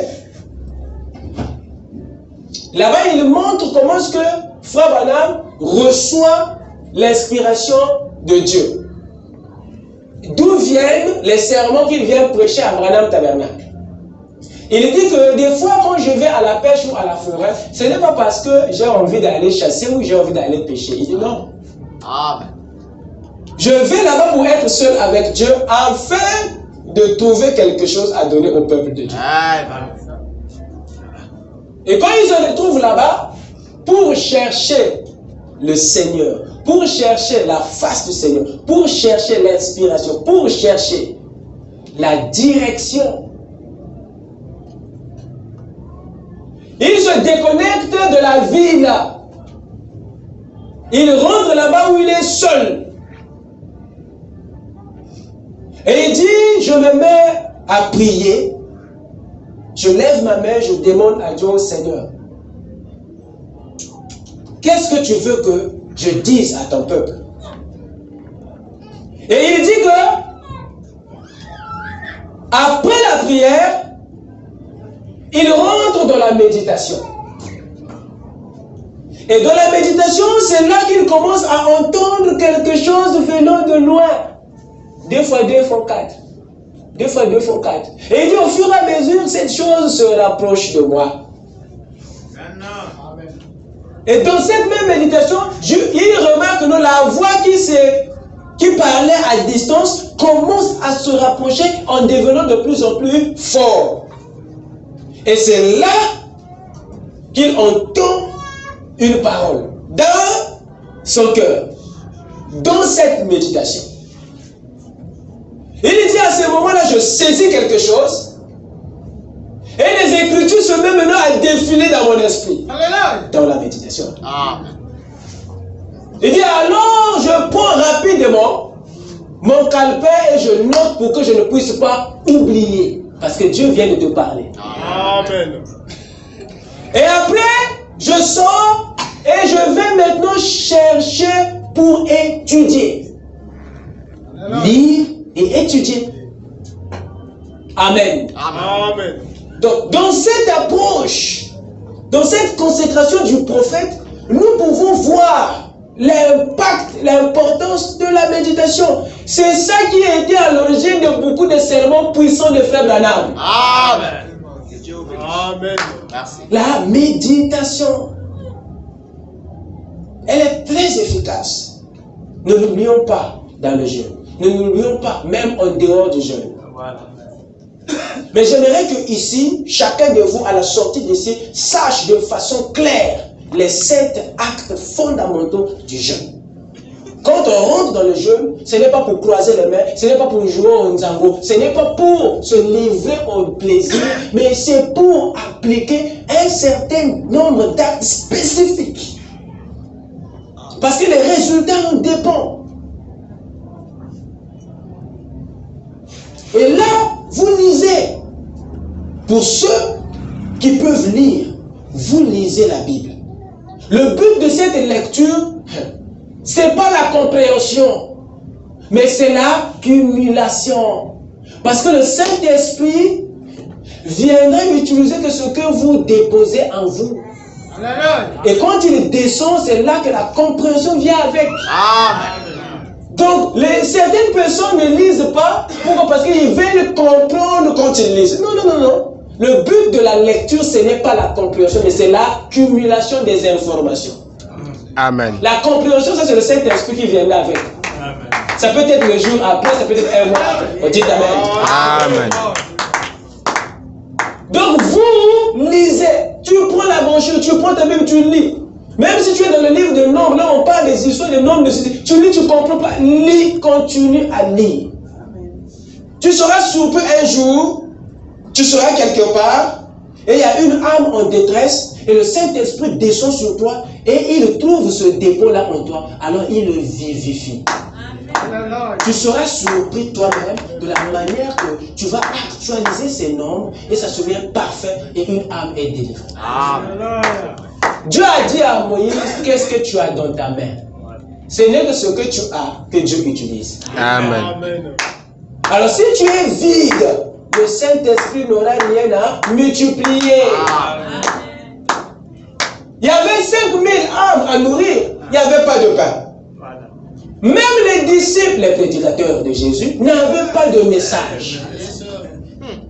Oh, mais vous suivez le maître, non? Très fort. Mais comment se fait-il que vous n'avez même pas un sermon? Vous n'avez même pas un message? Il y a quelque chose qui ne va pas. Oh, mais ils sont trop nombreux. Non, nourrissez-les vous-même. Le nombre n'importe pas. C'est ce que vous avez qui compte. Oh, il y a ici un petit enfant. Non, remarquez bien, le pain qui a été multiplié, ce n'était pas le message des disciples. C'était le message d'un petit enfant. Dites Amen. Amen.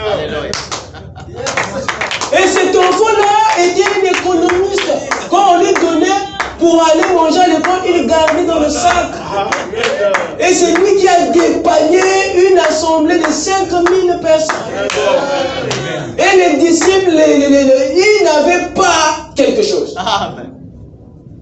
Et Jésus dit, oh, mais vous, il dit non, ce qu'on a là, on ne peut même pas. Il dit, alors trouvez une société, ah, c'est trop long pour aller chercher les histoires. Oh, faites quelque chose vous-même, nourrissez-le vous-même. Et c'est comme ça que, effectivement, ils ont allé collaborer. Vous savez que les enfants sont capricieux. Hein? Je parie qu'on lui avait promis quelque chose. L'enfant a eu sa ration pour l'école. Toi, un papa avec la barbe, tu viens lui dire, non, donne ça, on va donner aux adultes. Non, attendez, cet enfant-là va décider. Il dit, non, garantissez-moi quelque chose avant que je vous laisse mon déjeuner.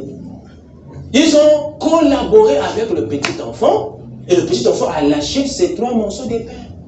Il est passé. Remarquez une chose.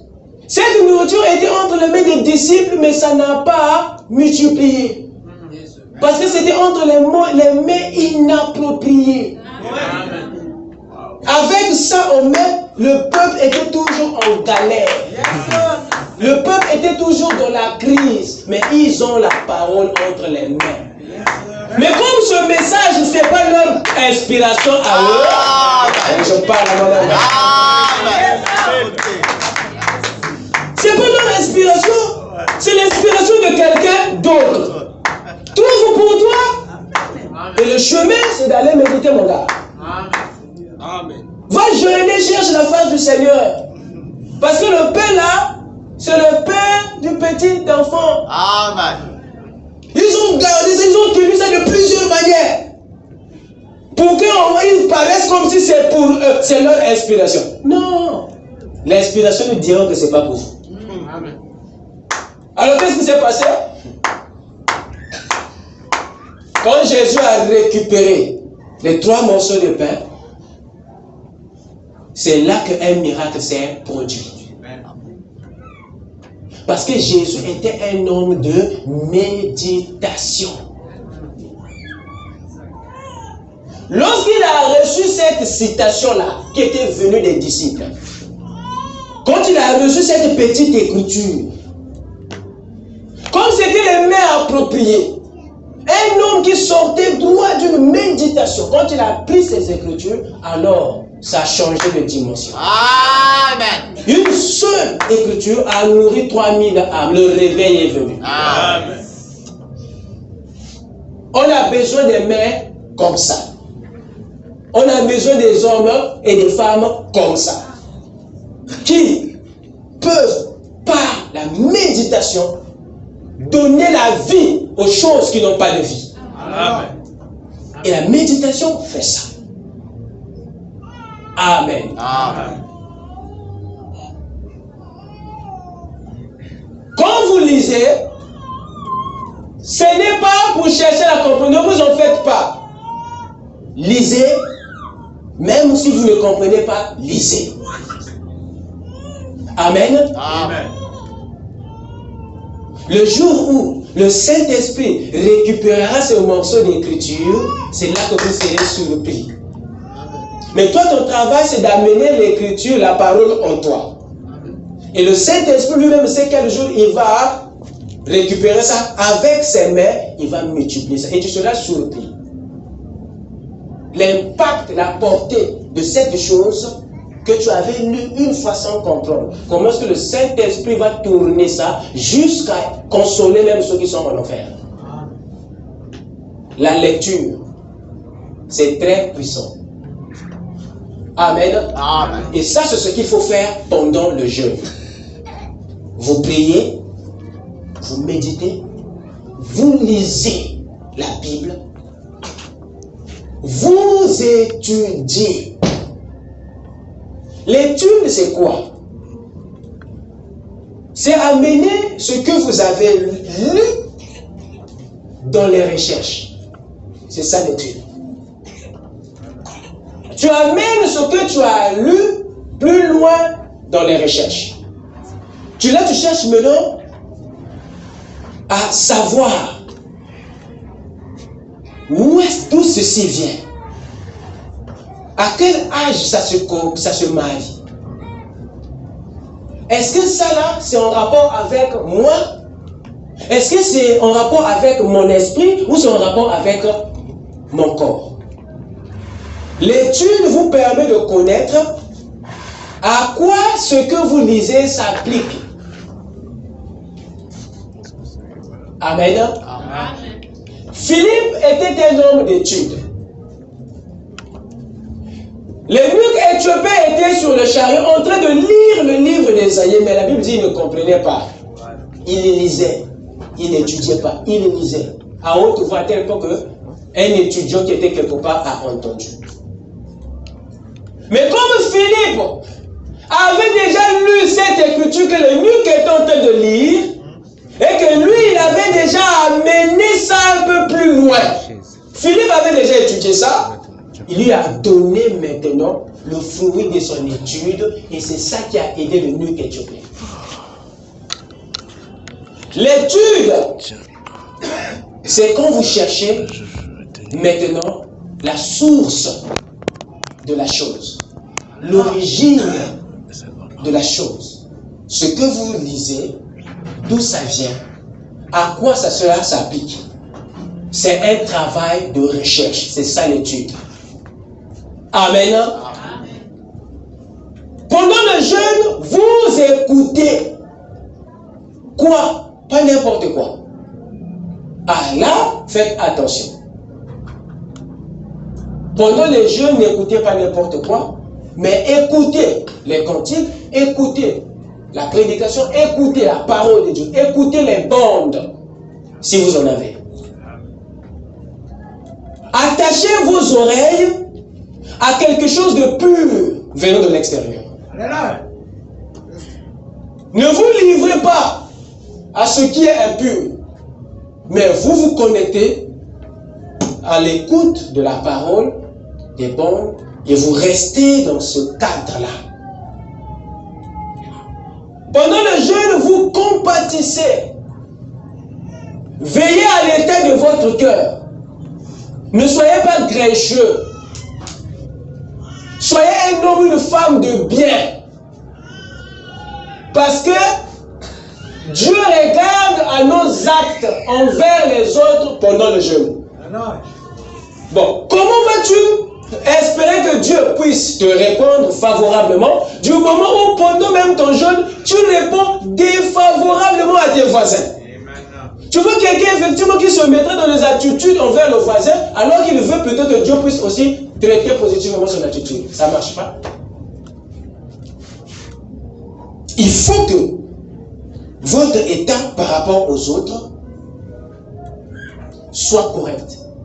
Vous compatissez, c'est-à-dire vous devez être sensible pendant le jeûne. Soyez aussi sensible envers les besoins des autres. Amen. Amen. Pendant le jeûne, vous devez boire de l'eau.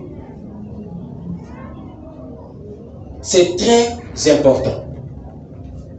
Pourquoi? Écoutez ce que Frère Madame dit. Dans la prédication de la soif, paragraphe 46, il dit ceci. vous pouvez rester en vie plus longtemps sans nourriture que vous le pouvez sans eau. Vous écoutez ça? Amen. Tu peux rester beaucoup de jours sans manger, mais tu ne peux pas rester beaucoup de jours sans boire. Il continue.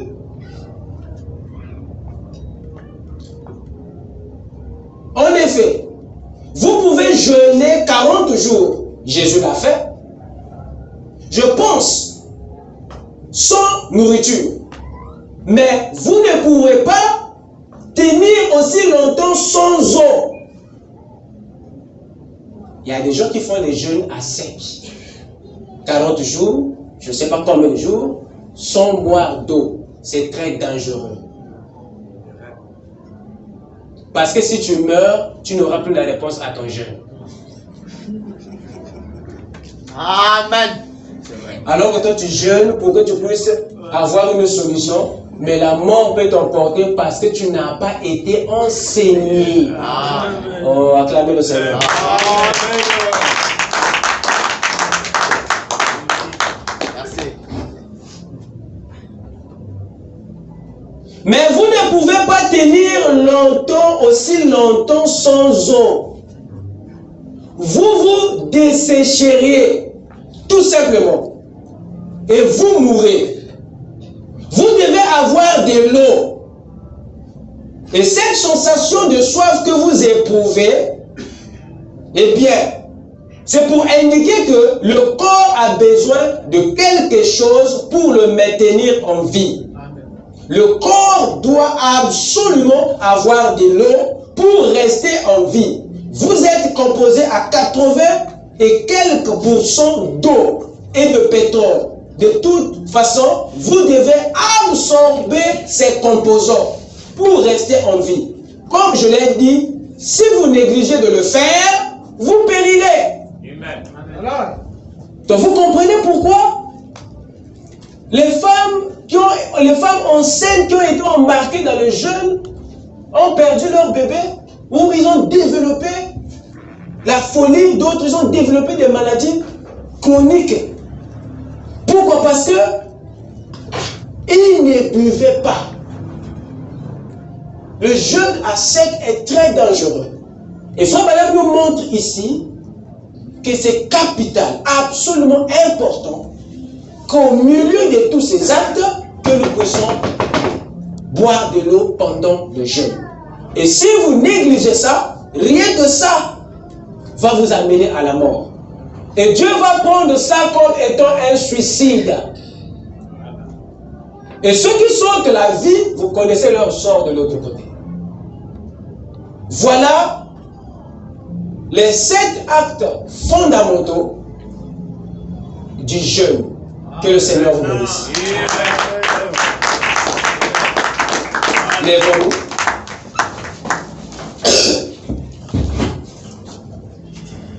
Par la grâce du Seigneur, le mardi, si cela plaît à Dieu, nous allons essayer d'avancer sur les bénéfices naturels du jeûne dans le corps. Amen. Amen. On va associer ça aussi aux bénéfices spirituels, si cela plaît au Seigneur. Alors soyez là, à temps, avec notre tête inclinée.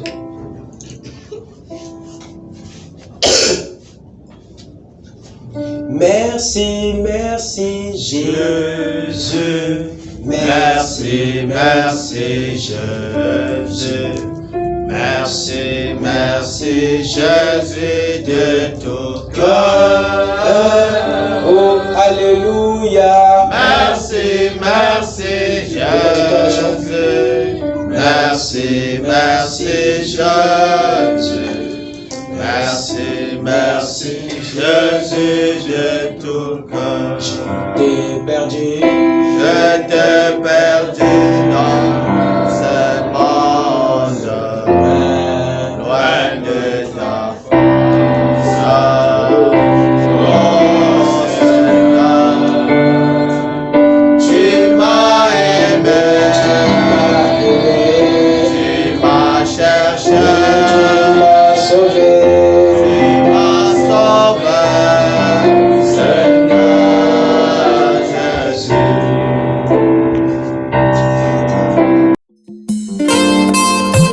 Je ne suis pas responsable du fait que cela se trouve dans la Bible. Ma seule responsabilité réside dans le fait de le déclarer.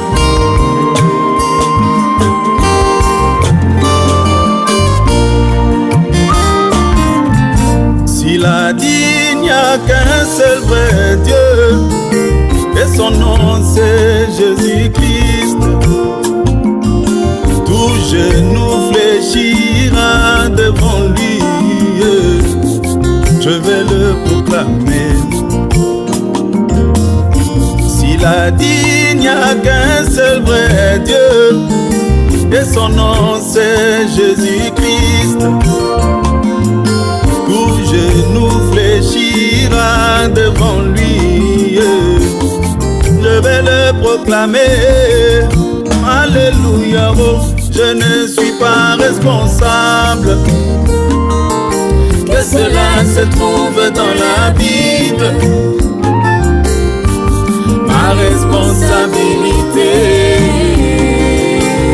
c'est de le proclamer. Alléluia, oh, je ne suis pas responsable que cela se trouve dans la Bible. Ma responsabilité, c'est de le proclamer. S'il a dit que Caïn était la semence du serpent, et que Abel était le fils d'Adam,